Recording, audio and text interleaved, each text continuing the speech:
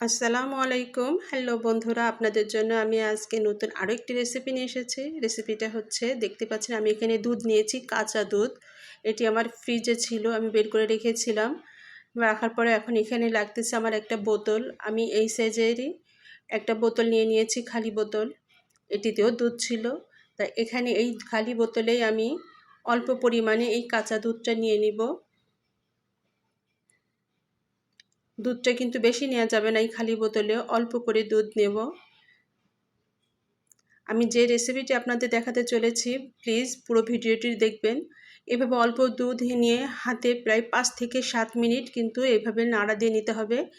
অল্প যদি নাড়া দেন, আমি দেখতে পাচ্ছেন কি পরিমাণে দুধ নিয়েছি, এভাবে যদি 2-3 মিনিট নাড়া দেন, তাহলে কিন্তু আমি যে ঘি তৈরি করার জন্যে উপরে যে সরটা তৈরি করব, সেই সরটা কিন্তু তৈরি হবে না। আপনাদের দেখিয়ে দিচ্ছি আমি ঢেলে, যে এভাবে যদি আপনারা 2-3 মিনিট নাড়াচাড়া দেন, তাহলে দেখেন এখানে কিন্তু সরটা তৈরি হয়নি।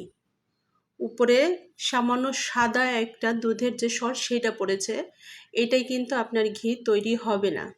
তাই অবশ্যই এই দুধটাই আমি আপনাদের একটু নেড়ে দেখাই দিচ্ছি, যে দেখুন উপরে সাদা দুধের যে একটা সর পড়েছে, সেটা দিয়ে কিন্তু ঘি তৈরি হবে না। এই দুধটাকে আবারও আমি এই বোতলে ঢেলে নেব।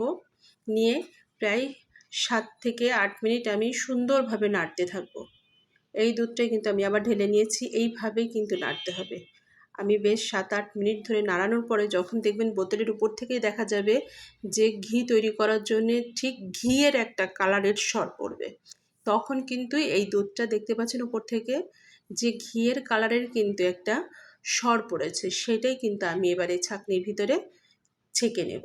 এভাবে দুধটাও আলাদা হয়ে যাবে এবং এই সরটাও কিন্তু আলাদা হয়ে যাবে। এই সরটা দিয়েই কিন্তু আপনার দেখতে পাচ্ছেন আমি যখন ঢালতেছি, এভাবেই কিন্তু অল্প অল্প দুধ দিয়ে এইভাবে নেড়ে কিন্তু আপনারা ঘির জন্য এই সরটা তৈরি করে নিতে পারেন।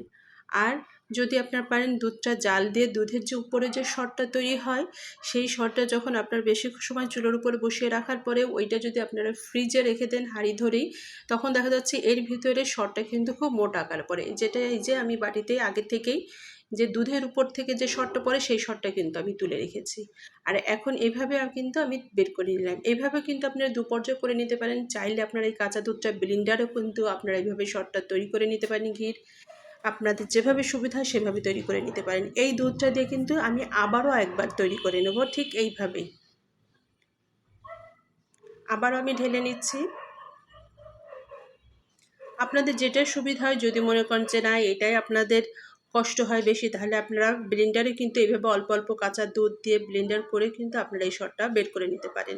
আর যদি মনে করেন যে না দুধের সর থেকে আপনারা এইভাবে দুধ বসিয়ে প্রত্যেকদিন যেভাবে আপনারা দুধটা গরম করেন, আমি কিন্তু এই অল্প অল্প করে কিন্তু দুধটা জমিয়ে 1 সপ্তাহ দুধ দিয়েই কিন্তু আমি অল্প অল্প করে কিন্তু ঘিটা এখান থেকে তৈরি করে নিয়েছি। ঘিটা আমার বাইরে থেকে কিনে আনতে হয় না, ঘিটা আমি বাসাতেই এভাবেই তৈরি করে নিই। আমি কিন্তু আরও একবার এভাবে, দেখতে পাচ্ছেন ঘিটার যে তৈরি করার জন্য যে সরটা আমার দরকার, সেটা কিন্তু আমি এখান থেকে বের করে নিতে পারছি। আমি কিন্তু প্রথমবার বের করেছি, দ্বিতীয়বারও কিন্তু আমি এই একই দুধ থেকে আবার দ্বিতীয়বারও বের করে নিচ্ছি।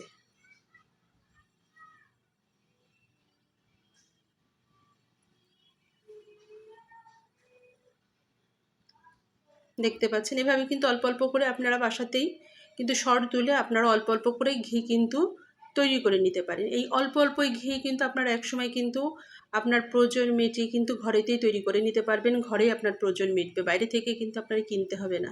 আর এই ঘির যে কি গন্ধ, আমার এই রেসিপিটি দেখে আপনারা ফলো করে যদি বাসাতে এভাবে তৈরি করে নেন, তাহলে আপনারা বুঝবেন যে আসলে ঘির, এই কেনা ঘির থেকে ঘরের ঘি তৈরি করা যে কতটা সেন্ট, না খেলে আপনারা বুঝবেন না। এটা আমার ঘরের যে জাল দেওয়া দুধ, সেই দুধটাই, সেই দুধের সর আমি এভাবে তুলে নিচ্ছি।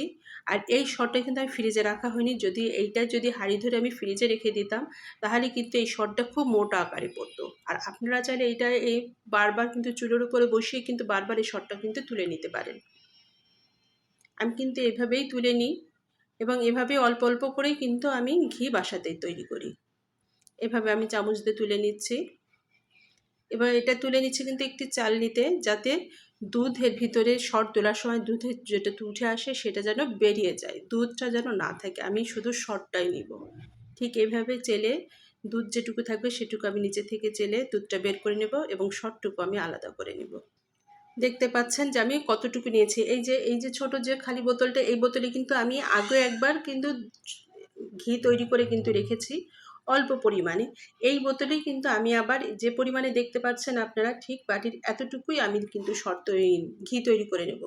এখন আমি একটা প্যানে আমি এই সরগুলো সবগুলোই দিয়ে দিচ্ছি। দেখতে পাচ্ছেন চুলার আঁচটা কিন্তু একদম মিডিয়ামের থেকে লোতে রাখা আছে। নাড়াচাড়া আপনার কিছুই দিতে হবে না। আপনি এটি চুলোর পরে দেওয়ার সাথে সাথে দেখবেন এর থেকে ঘি আপনার বেরিয়ে আসছে। দেখতে পাচ্ছেন আমি যতটুকু সর নিয়েছি সেই সরেই কিন্তু সমস্ত সরে এতটুকু কিন্তু নষ্ট হয়নি, সবটুকু দিয়ে কিন্তু আমার ঘি বের করা হয়ে গেছে। এখন আমি একটা বাটিতে ঢেলে দেখিয়ে দিচ্ছি যে কি পরিমাণে। আমি অবশ্যই একটি চালনিতে চেলে নিব। এর ভিতরে দুধের যে সরটুকু থাকবে, যেটুকু শক্ত হয়ে গেছে সেটুকু কিন্তু থেকে যাবে, আর বাকি ঘিটুকু আমার এর থেকে আলাদা হয়ে যাবে। আমি যতটুকু সর নিয়েছি দেখুন সেই পরিমাণেই কিন্তু আমার ঘিটা তৈরি করা হয়ে গেছে। এভাবে আপনারা আপনাদের দুধের সরের পরিমাণটা বাড়িয়ে দিয়েও কিন্তু আপনারা বেশি করে বানিয়ে নিতে পারেন। আমি অল্প করে আপনাদের দেখিয়ে দিলাম যে এই প্রসেসিংয়ে কিন্তু আপনারা বাসাতেই ঘিটা তৈরি করে নিতে পারেন। আমি একটা চামচের সাহায্যে চালনিতে একটু চেপে চেপে সম্পূর্ণ ঘিটা বের করে নিচ্ছি। দেখতে পাচ্ছেন আমার ঘিটা একদম তৈরি হয়ে গেছে। কালারটাও দেখতে পাচ্ছেন কতটা সুন্দর আসছে। এখন আমি যে বোতলে আমি আগে থেকে ঢেলে রেখেছিলাম এই বোতলটিতেই আমি আবার এই বাকি ঘিটা ঢেলে দিব।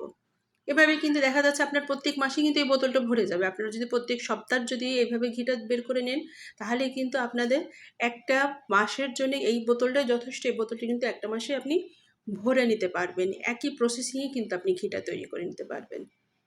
তাহলে আপনার বাড়তি কোনো খরচও হবে না, বাড়তি খরচের ভয়ও নেই, আপনার প্রয়োজনও মিটবে। এভাবেই কিন্তু আপনার বাসায় তৈরি করবেন। প্লিজ আমার এই ভিডিওটা যারা দেখছেন এবং যারা নতুন আমার চ্যানেলে ঢুকেছেন প্লিজ আমার চ্যানেলটি সাবস্ক্রাইব করবেন এবং বেল আইকনটা বাটনে ক্লিক করবেন। প্লিজ প্লিজ বেশি বেশি করে শেয়ার করবেন। আপনাদের দোয়ায় আমার চলার পথে কাম্য হবে। এভাবে আপনারা বাসাতে ঘি তৈরি করে নেবেন। আপনাদের প্লিজ আমার চ্যানেলের সাথে থাকবেন। আবার আপনাদের সাথে দেখা হবে নতুন কোনো রেসিপিতে। এ পর্যন্তই। আল্লাহ হাফেজ।